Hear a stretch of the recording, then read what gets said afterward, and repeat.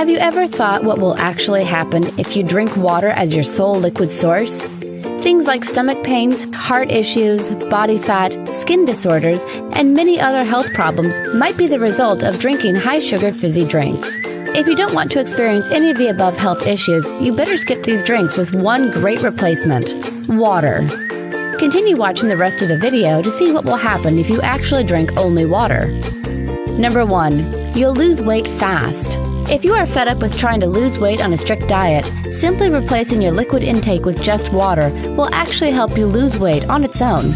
Number 2. You'll kick boost your metabolism. Studies have shown that drinking just 17 fluid ounces of water in the morning can boost metabolism by 24%. If you forget to drink water every day at a certain time, add a reminder in your mobile or your calendar. It won't take long before you can feel the difference both in your energy levels and your body weight. Number 3. Your brain will function better.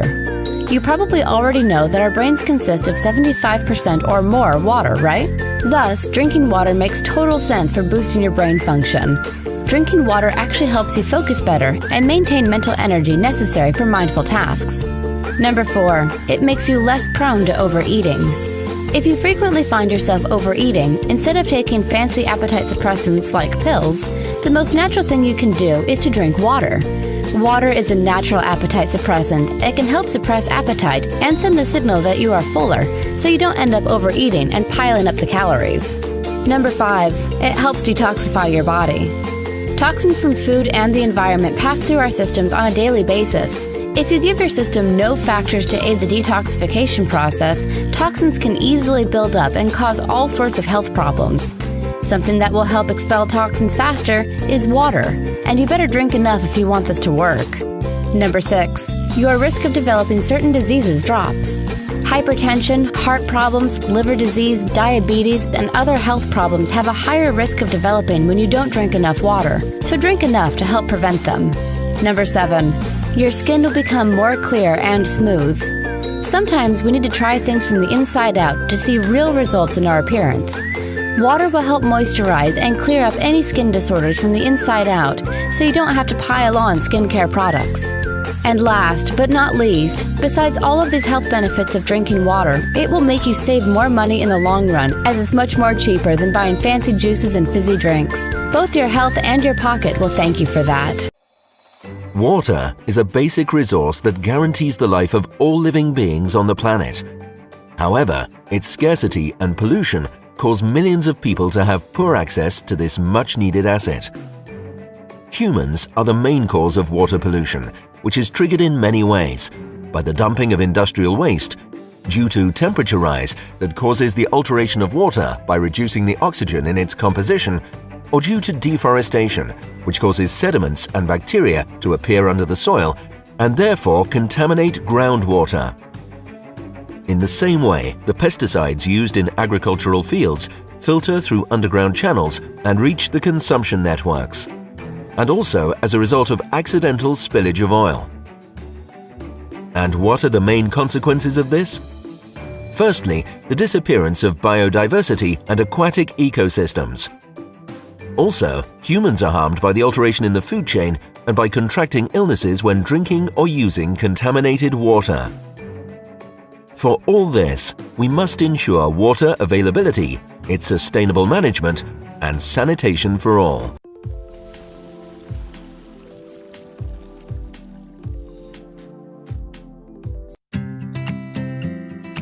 We live in a world-class city, so it's no surprise that our drinking water is some of the best in the world. To get it to this high quality, Sydney Water sources water from local natural sources and then filters it at our water filtration plants. In its natural state, there are some particles in it, which is part of the natural environment. Some of the particles are heavy, like gravel and sand. These will settle to the bottom of the water quickly. There are even lighter large objects, like leaves and twigs in the water. When the water enters the water filtration plant, the leaves and twigs are collected straight away by a screen. They are removed from the water and composted. But some particles like clay and tannins are so small that they stay in suspension or are dissolved in the water. We can tell how many of these particles are in the water by measuring its turbidity. Turbidity is the cloudiness of the water. The cloudier the water looks, the more turbid it is. The particles that cause turbidity are called colloids. These particles are continuously moving in water because they carry a negative surface charge, so every time they come close to each other, they bounce apart. Colloids are so small that they will go straight through a filter. To remove these colloids, we follow the processes of coagulation, flocculation, and filtration. These scientific methods were first used by ancient Egyptians and have been practiced by humans for thousands of years.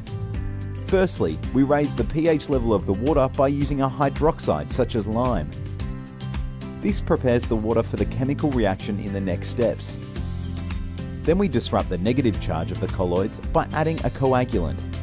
The coagulant has a positive charge, which neutralizes the negative charge of the colloids. This is coagulation.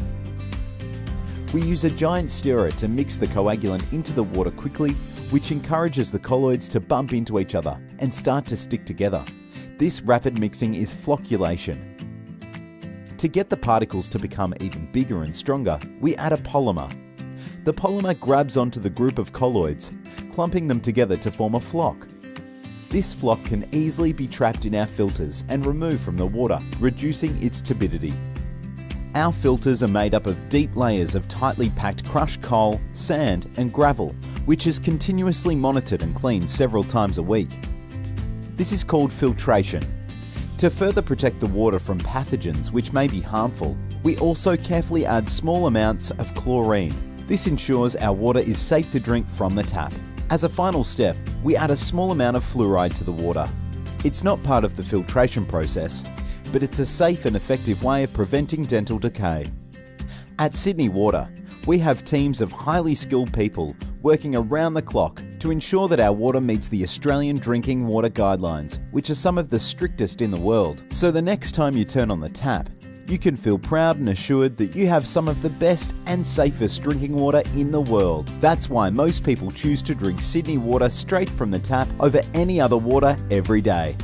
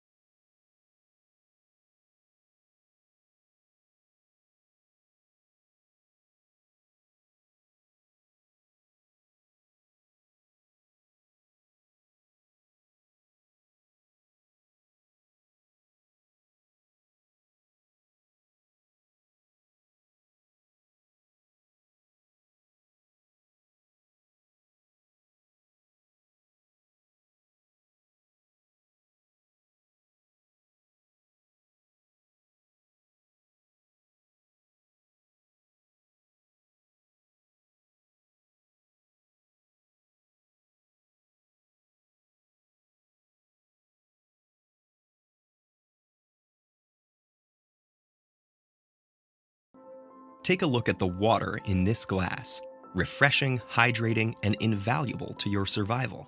Before you take a sip though, how do you know that the water inside is free from disease-causing organisms and pollutants? 1 out of 10 people in the world can't actually be sure that their water is clean and safe to drink. Why is that? Inadequate sanitation, poor protection of drinking water sources, and improper hygiene often lead to sewage and feces contaminated water. That's the ideal breeding ground for dangerous bacteria, viruses, and parasites. And the effects of these pathogens are staggering. Diarrheal disease from unsafe water is one of the leading causes of death around the world for children under 5. And according to a UN report from 2010, microbial waterborne illnesses killed more people per year than war. Proper treatment processes, though, can address these threats. They usually have three parts: sedimentation, filtration, and disinfection. Once water has been collected in a treatment facility, it's ready for cleaning. The first step, sedimentation, just takes time. The water sits undisturbed, allowing heavier particles to sink to the bottom. Often, though, particles are just too small to be removed by sedimentation alone and need to be filtered.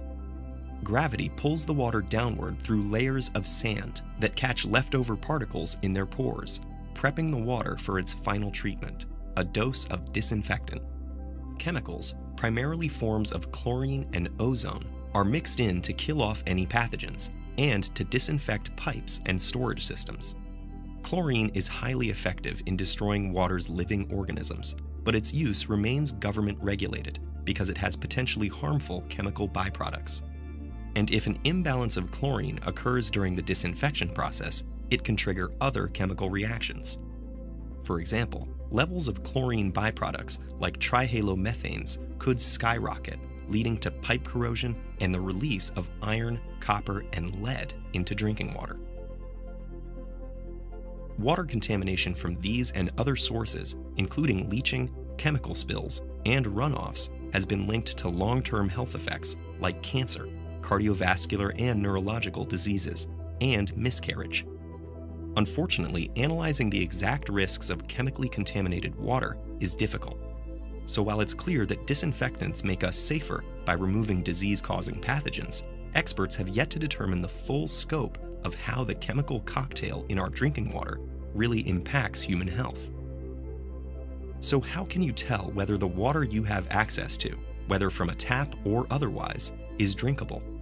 Firstly, too much turbidity, trace organic compounds, or high-density heavy metals like arsenic, chromium, or lead mean that the water is unsuitable for consumption. A lot of contaminants, like lead or arsenic, won't be obvious without tests, but some clues, like cloudiness, brown or yellow coloration, a foul odor, or an excessive chlorine smell, can indicate the need to investigate further.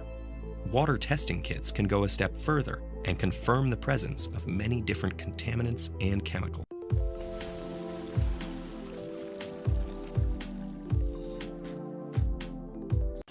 Hi, it's Melly Benson here, and I've been wanting to do some experiments for ages, and we get a lot of statistics and experiments from the Americans and so forth, but our Australian bottled water is just as unregulated as American. So I wanted to see what the alkalinity is in our Australian bottled water, and if it's just tap water or if it's good stuff that we're buying. Quite honestly, if I'm going to pay $3 for a bottle of water, I want it to nourish my body, not just be tap water in packaging that pollutes the planet. So, did the test. The other thing is that we can't actually test for chemicals in our home kits and so forth, but if you read between the lines, chemicals and toxins are of an acidic nature anyway. So let's see which bottled waters are alkaline, which ones are acidic, and which ones are neutral. Starting with my tap water, it came out neutral. Voss came out neutral. Shame on you, Voss. Thank you. Little bit better, still not quite there. Alkalife, go Alkalife. Look at that, beautiful, beautiful alkaline strip there. Coolridge, one of my favourites, slightly alkaline, not overly but slightly. Mount Franklin, acidic, don't get it. Aruna, acidic, nah. Snowy Mountain, shame on you, acidic, don't get it. Pure AU, or Pura, I'm not sure how you're meant to pronounce that one, is neutral. But they guarantee that there is no nasties in the packaging on that bottle. Now here's a surprising one. Woolworths Select, your bottled water is alkaline. I'm very impressed. And Evian, of course you pay a fortune for that one, is the most alkaline out of the bunch. So there you have it. The top faves as far as alkalinity is the Evian, is the Coolridge, and the Alkalife. And the Woolworths Select. Who knew? All right, I hope you enjoyed that, and I hope to do more experiments soon. See ya. Hey everyone, we thought we'll make a quick video to let all you guys out there know what's in your tap water. You know, we're from Sydney, and you know, we thought we should show you what's in tap water and what everybody's drinking. And this device here filters tap water. It's called a distiller. You want to explain a little bit further? Yeah, well, this is it's a tabletop distiller. It's from purchased off eBay, $70, $100, whatever it is. Basically, just boils the water here in the stainless steel canister. Can you just hold that for me, please? Yep. So just want to bring the camera closer, please. Water goes in there. Yep. You put 4 litres of water in there. What it does, it boils it through there. That's the results, by the way. It boils it, puts it through a condenser which sits inside here, cools it down with a cooling fan, and drips it out within 3 or 4 hours, just depending on if the water's warm. So 4 hours, you get 4 litres of water. You're getting, this is the still water. Pure H2O. So this is it. That's after it's finished, the cycle's finished. Alright, so here you have what's left of that 4 litres. So this is what's gonna, take that lid off. This is what's really gonna shock you guys, because at first I didn't believe it until we did this experiment, and I could not believe what we've been drinking throughout all these years. It's crazy. Okay, so this is from 4 litres of water, people, remember. Look at that. How many of you drink 4 litres of water a day? Ooh, who wants to drink that? I'll tell you what, mate, I'm not drinking that ever again, that's for sure. That looks like sewage. And that's out of 4 litres of tap water. So that's the results from 4 litres of water. And you can see inside here, it's actually not acceptable. So you guys are probably aware that the government puts fluoride in our water. You know, they've fed us some crap saying it's good for your teeth. It's not just fluoride. What else is in it? It's fluoride, you got chlorine. There's plenty of things in there.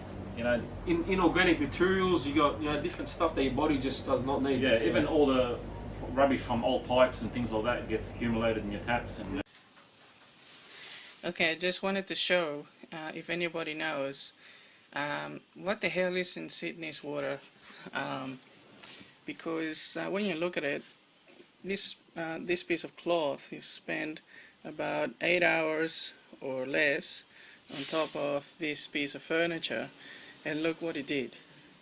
Now this is just regular tap water, which is causing this sort of damage on the paint. Now we've noticed that the water tastes a little funny. There is all kinds of weird things in the water. Sometimes it tastes a little different every day. A lot of people say that it's become very corrupt, very rusty, or like it's not safe to drink that water. Perhaps one of the authorities may have a look at this and start to think whether or not there should be something done about it, because this is just not healthy. You see, this is not healthy. This is what just came out of that piece of furniture. Well, hello there, YouTubers. I'd just like to show you about the quality of water in the so-called lucky country. Yes, this is what the detergent dispenser looks like in my washing machine in Australia. However, this isn't New South Wales in Australia. This is the area outside of Sydney that the Sydney-centric state government seems to forget exists. Unless, of course, they want to dig a shitload of coal out of it and flog it off to China, South Korea and India. To basically piss up a wall on, well, fucking football stadiums, so mind-numbing football fans can watch more of their mind-numbing garbage and worship a bunch of fucking overpaid, ego-inflated pigskin kickers. Yes, you have to suffer with shitty fucking water, and that's what the inside of my washing machine detergent dispenser looks like. So that is the colour of whatever the fuck my water contains. That's it. It is just fucking disgusting that a country like Australia has more money for football stadiums than clean fucking drinking. We certainly do not want our children to be drinking fizzy soft drinks which are loaded with sugar. One of the things that you taste in water immediately, if it's just straight from the tap, is the level of chlorine in it. So we need chlorine in the water. It's part of, it's part of what Sydney Water does to actually guarantee we have a safe water supply. But one of the things I know is that my kids drank far more water when we had a water filter system installed than when we didn't, because immediately that taste of the chlorine was taken away. Now, our water filter systems actually take out far more than chlorine, but that's one of the immediate benefits, is it tastes better and kids will drink more water. And it's also great for your teeth because it still retains fluoride. So you're not taking fluoride out of the water. Fluoride is important for the health of our teeth. And that's one of the things that has happened with the increase of consumption of bottled water. Dentists are experiencing a lot more children turning up with cavities in their teeth because they're consuming bottled water which does not contain fluoride.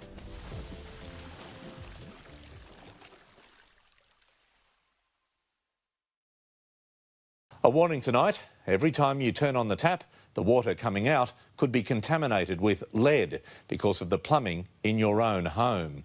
And 9 News has found it's young children and pregnant mums who are most at risk. A first world luxury we take for granted: clear, clean water straight from the tap. We drink it, cook with it and feed it to our children, mostly without a second thought. The assumption is, I suspect, that the water's clean, and the water provided from our catchments is clean. It's what happens in the in-house plumbing system. Researchers from Macquarie University tested the water in 212 households across New South Wales and found more than half of the samples contained lead, and 8%, or 1 in 12, exceeded the maximum Australian standard. It's certainly one of those things that stands out and maybe rings alarm bells because it's something that really shouldn't be there in the first place. The people who are most at risk are young children and pregnant mothers. Especially those who drink baby formula mixed with tap water. Elizabeth O'Brien founded the Lead Action Group after her now adult children were exposed to high levels of lead through the household taps and plumbing. It's quite likely that my children's IQ is lower than it would have been with no lead exposure. Fittings bought online from overseas contain the most risk. You don't know what's inside that brass. It could have metals that leach into your system. Most of the taps sold in Australia are made using brass, which means they could contain a small amount of lead.